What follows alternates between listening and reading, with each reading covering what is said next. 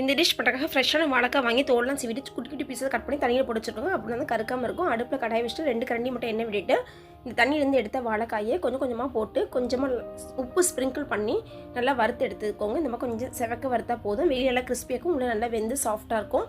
So இது தனியாக இருக்கட்டும். ஒரு மசாலா தயார் பண்ணிக்கலாம். மிக்ஸி ஜாரில் 2 ஸ்பூன் போல் தேங்காய் பூ, 2 பட்டை, 2 கிராம்பு, 1/2 ஸ்பூன் சோம்பு, 1 ஸ்பூன் மிளகு, சீரகம், 1/2 ஸ்பூன் கல்லுப்பு, 3 சின்ன வெங்காயம், 1 ஸ்பூன் மிளகாய்த்தூள், 1 ஸ்பூன் குழம்பு பொடி, 2-3 முந்திரி, இது எல்லாத்தையும் லைட்டாக தண்ணி விட்டு அரைச்சி எடுத்துக்கோங்க. இந்த பொரிச்ச எண்ணெயிலேயே நம்ம அரைச்ச மசாலா ஊற்றி கொஞ்சம் பச்சை வாசனை போகிற அளவுக்கு ஒரு 1 நிமிஷம் வதக்கிக்கோங்க.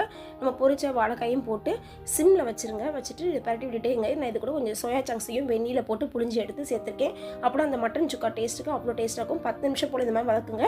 நல்லா கிறிஸ்பியாக சூப்பராக தயாரிடும். வாழைக்காய் வேண்டான்னு சொல்கிற குழந்தைகள் கூட கேட்டு வாங்கி சாப்பிடுவாங்க. அவ்வளோ டேஸ்ட்டாக இருக்கும். ட்ரை பண்ணி பாருங்கள். இந்த வீடியோ பிடிச்சிருந்தா ஹோம் சேனல் சப்ஸ்கிரைப் பண்ணுங்கள், லைக் பண்ணுங்கள், ஷேர் பண்ணுங்கள். எங்கள் வீட்டு கைப்பக்கம் உங்கள் வீட்டிலும்